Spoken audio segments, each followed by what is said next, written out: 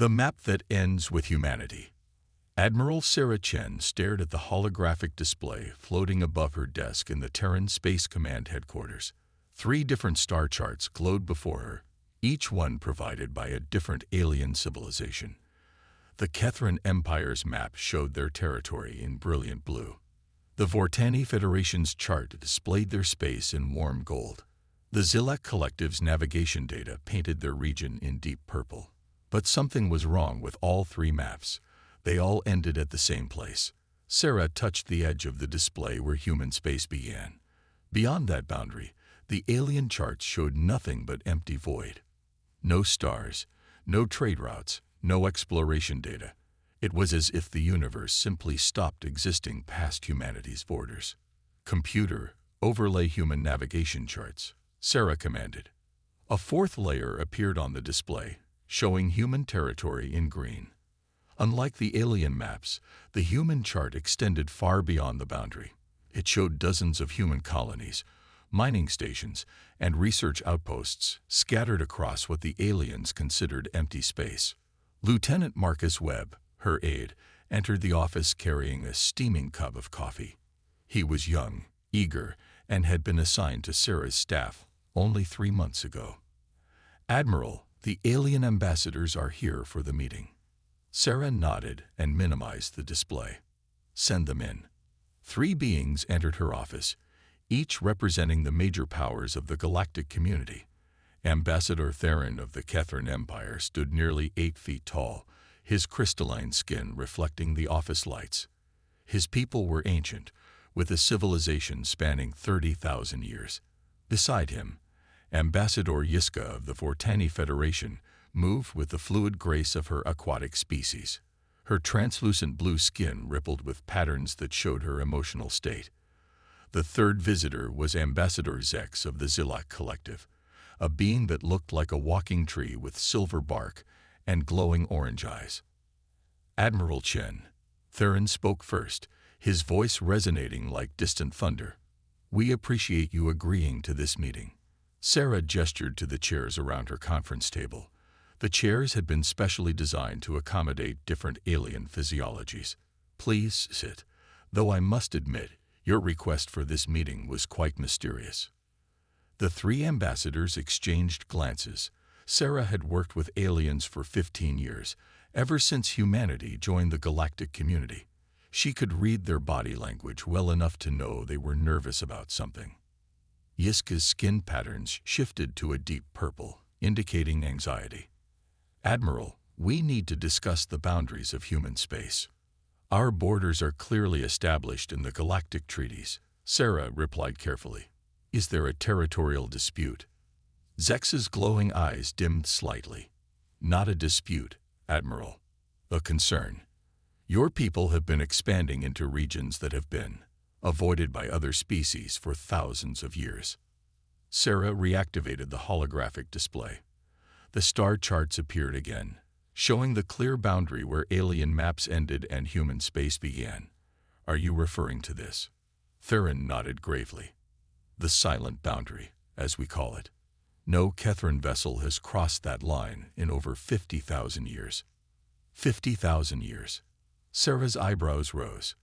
"That predates human spaceflight by 49,000 years. "Yes," Yiska said softly. "The boundary was established long before your species reached the stars." Sarah stood and walked closer to the display. "Why? What's beyond that line that scares 3 of the galaxy's most powerful civilizations?" The ambassadors remained silent for a long moment. Finally, Zex spoke in his rustling voice. "Ships that cross the silent boundary do not return the same. If they return at all." "What do you mean?" Theron's crystalline form seemed to darken. 27,000 years ago, the Kethran Empire sent a grand expedition beyond the boundary. 50 ships, our best crews, most advanced technology. Only 1 ship returned. What happened to the others? The returning ship was intact, but empty. Every crew member was gone. Not dead, not taken. Simply absent, as if they had never existed. The ship's computers had no record of the missing crew. Even the life support systems showed no signs that anyone other than the pilot had ever been aboard. Yiska's patterns shifted to a sickly yellow. The Vortani have similar stories. 3 separate expeditions, 15,000 years apart. Each time, the ships returned with confused crews who had no memory of crossing the boundary. They insisted they had only been gone for hours, though our sensors showed they were missing for months. Sarah felt a chill run down her spine. The Zilak Collective. Zex's branches rustled like leaves in a wind. We learned from the others' mistakes. We sent unmanned probes instead. They crossed the boundary and began transmitting data. Normal stellar readings, habitable worlds, nothing unusual. Then the transmission simply stopped. When we sent ships to retrieve the probes, we found them floating in space, completely empty of data. Their memory cores were wiped clean. So you all just gave up.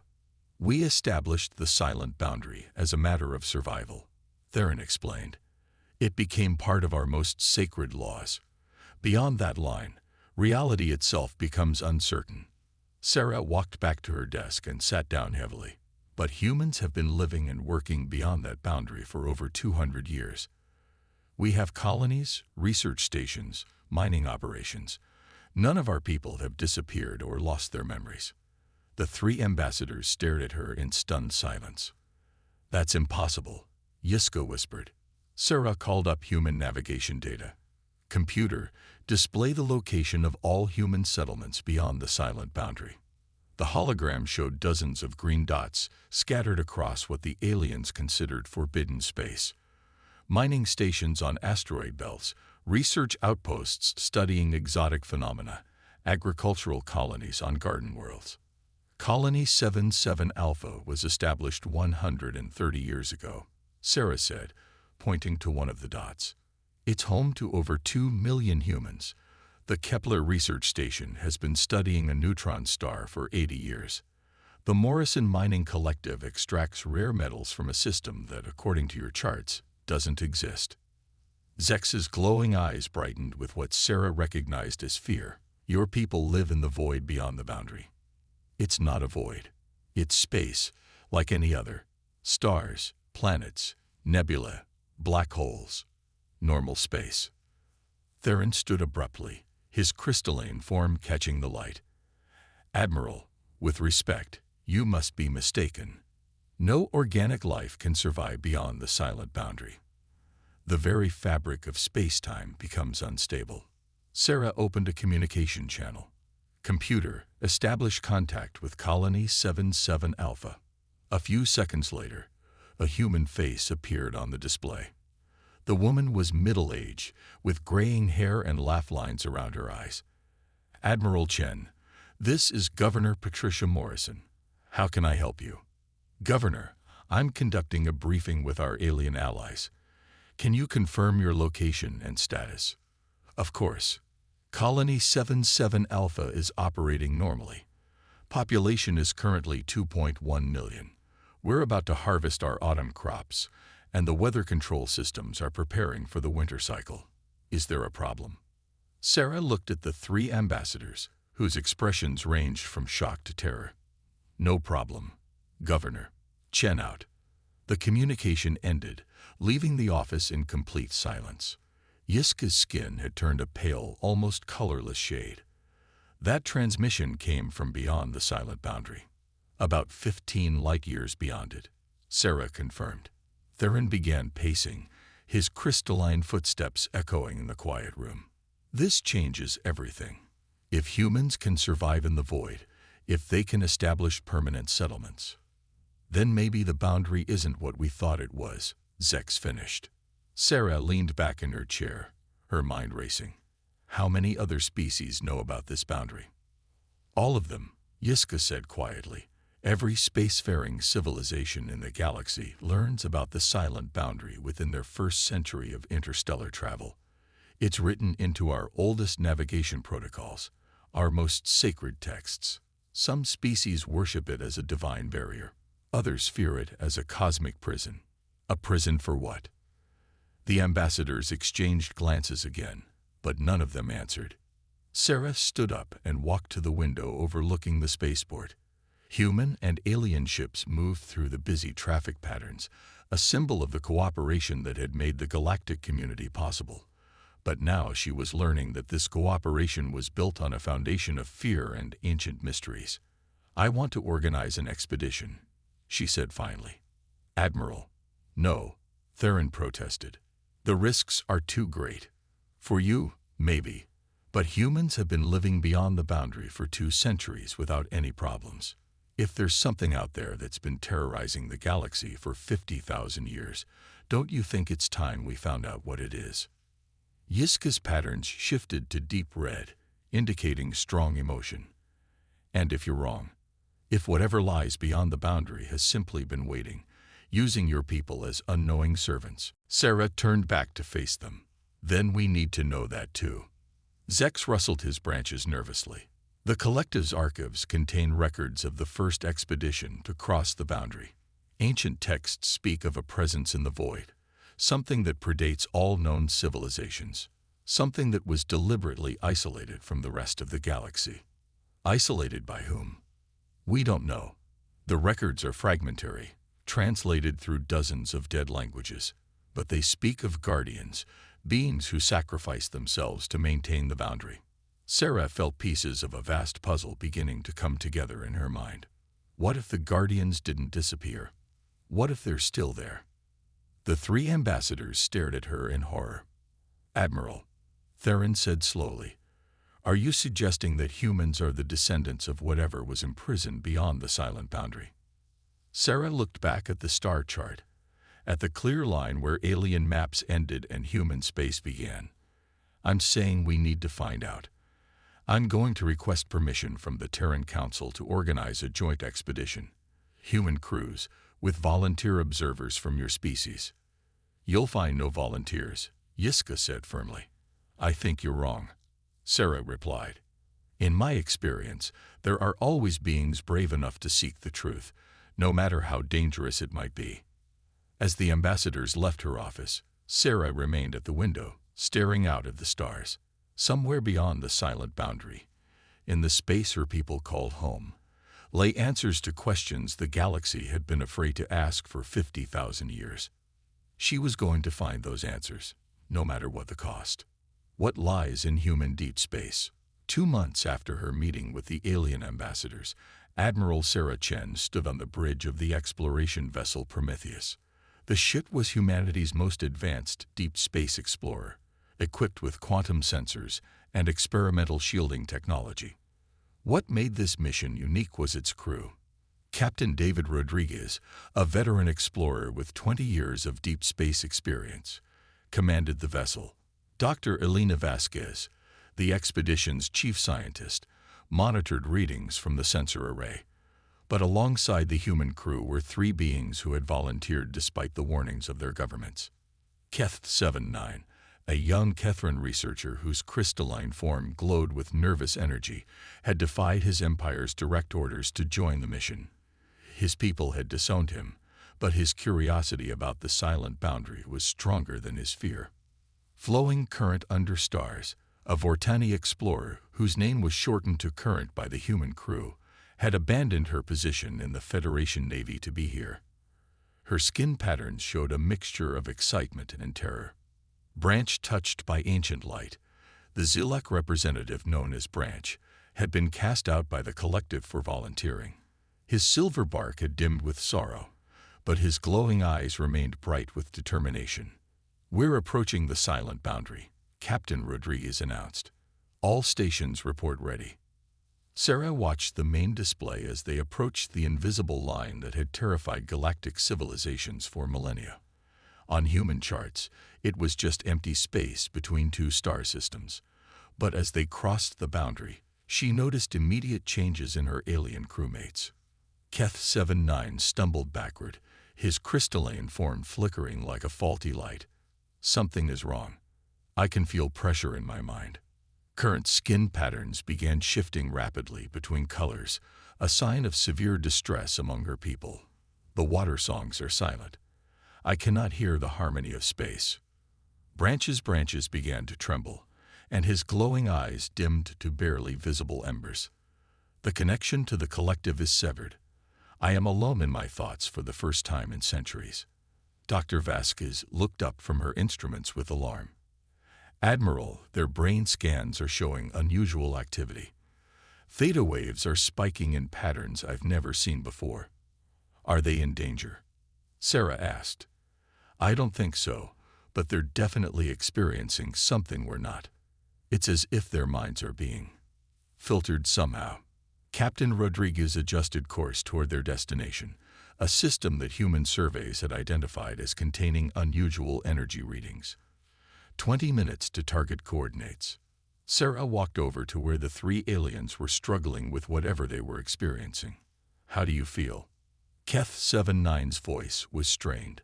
Like I am forgetting something important. Knowledge that was always there is slipping away. The void is taking our memories, Current whispered, just as the ancient stories warned. Branch's rustling voice was barely audible. But we remember crossing the boundary. The story said crews forgot everything. Why do we still remember? Dr. Vasquez had been listening to their conversation while monitoring her instruments. That's a good question. According to the historical accounts, alien crews who crossed the boundary lost all memory of the experience. But you three are still aware of what's happening. Maybe because we're with humans, Sarah suggested. Maybe whatever causes the memory loss is being dampened somehow. Contact ahead, the navigation officer announced. I'm detecting artificial structures. The main display shifted to show their destination. In the space between two unremarkable stars hung something impossible. Massive structures, clearly artificial, stretched across thousands of kilometers.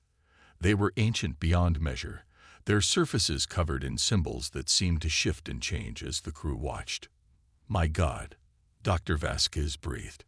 Those structures predate anything in our archaeological records. They could be millions of years old. Keth 79's crystalline form had stopped flickering. His voice was filled with wonder instead of fear. The Kethran archives speak of structures like these, the first builders who vanished before any current civilization arose. Sarah felt a strange sensation, as if something deep in her mind was awakening. Take us closer. As the Prometheus approached the ancient structures, more impossible sights appeared on the display. Entire planetoids had been hollowed out and transformed into massive installations. Energy fields connected the structures in complex patterns that hurt to look at directly. Admiral, Current said, her skin patterns now showing the steady, pulsing blue. The memory effect is changing. Instead of losing knowledge, I feel like I'm remembering things I never knew. Branch's eyes had begun glowing brighter. Yes, ancient knowledge is flowing back. Things my people knew long ago and forgot. Dr. Vasquez's instruments were going wild. I'm detecting massive energy signatures from the structures. But more importantly, I'm detecting DNA resonance. DNA resonance? Sarah asked. The structures are responding to human DNA specifically. There are activation patterns in the energy fields that match sequences in the human genome. Sarah felt that strange awakening sensation growing stronger. Images began flashing in her mind. Ancient battles, cosmic guardians, a terrible enemy contained beyond the edge of reality. Set us down on the nearest structure. Admiral, is that wise? Captain Rodriguez asked. I don't think we have a choice. Something is calling us. The Prometheus landed on a docking platform that seemed to have been waiting for them. As soon as the ship touched down, the entire structure began to glow with warm, golden light. Sarah led a small team through the airlock and onto the ancient station. The atmosphere was breathable, maintained by technology that had been running for eons. The corridors were built to human proportions, as if they had been designed for her species specifically. As they walked deeper into the structure, the three aliens began to change. Their earlier distress was replaced by a sense of peace and understanding. The memory blocks are lifting, Keth 79 said in wonder. I remember why the boundary exists, why it had to exist. Current's skin glowed with beautiful patterns of silver and gold.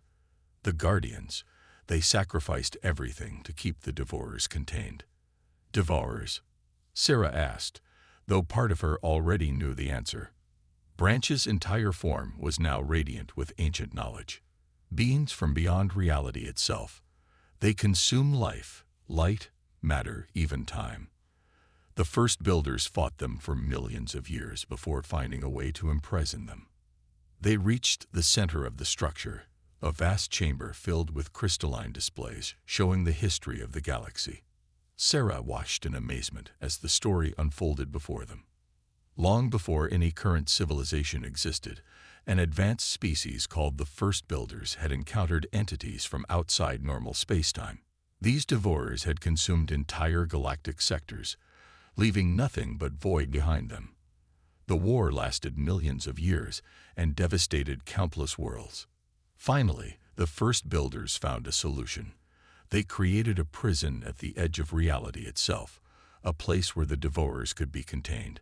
But maintaining the prison required guardians, beings who would sacrifice their connection to normal reality to keep the barrier strong. The guardians weren't destroyed, Sarah realized. They were transformed. The displays showed the final act of the First Builders.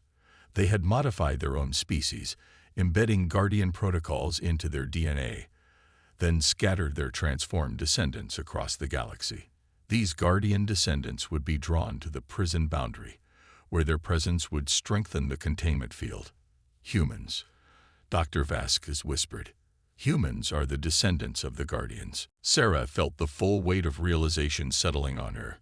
That's why we can live beyond the silent boundary. That's why alien ships lose their crews or have their memories wiped. The boundary isn't keeping people out. It's protecting them from what lies beyond the prison. Keth 7-9 approached one of the displays, his understanding complete now.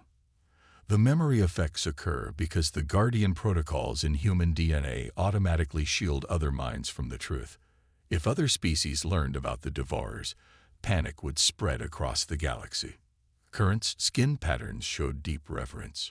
Your people have been protecting us for millions of years, and you never even knew it. Branch gestured toward another display, showing the current state of the prison. But the containment is weakening.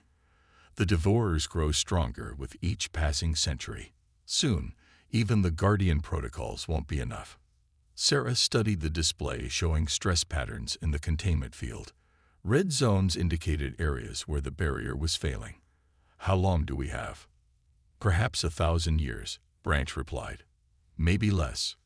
Dr. Vasquez was recording everything, her scientific mind racing to understand the implications. If the Devourers escape, what happens to the galaxy? The displays answered her question with terrifying images. Entire star systems being consumed, leaving nothing but empty void. Civilizations vanishing without a trace. The Devourers didn't just destroy matter and energy, they consumed the very concept of existence itself. Sarah looked at her alien companions, all of whom now understood the terrible truth. We have a choice to make. We can return to the galaxy and reveal everything, causing panic that might make the situation worse. Or we can maintain the secret and work quietly to strengthen the prison. There is a third option, Keth 7-9 said, studying the Guardian technology around them. The First Builders left instructions for creating new Guardians. Other species could be modified to help strengthen the containment. Current's patterns shifted to show deep concern. But the transformation is irreversible. We would become something more than our original species, but we would never be able to return to our old lives. Branch's glowing eyes focused on Sarah. The choice belongs to each individual. But time grows short. The Devourers have been testing the prison walls. They know the barriers are weakening. Sarah made her decision. We return to human space and establish a new organization. Volunteers only, with full knowledge of what they're choosing. We'll work with trusted individuals from each species to create a new generation of Guardians. Over the following weeks, the Prometheus team worked with the ancient technology to understand the Guardian transformation process. The volunteers would retain their memories and personalities, but they would gain new abilities and an instinctive understanding of how to maintain the prison. When they finally returned to human space, Sarah carried with her the greatest secret in galactic history. Humanity had been created to be guardians, protectors of reality itself. The silent boundary wasn't a barrier to be crossed, but a responsibility to be maintained. As she stood once again in her office overlooking the spaceport, Sarah watched human and alien ships moving through space. None of them knew how close they lived to cosmic horror beyond imagination. None of them knew that their peaceful civilization existed only because humans had unconsciously been standing guard for millions of years. But now they knew. And now, finally, they could choose their own destiny. The real work was just beginning.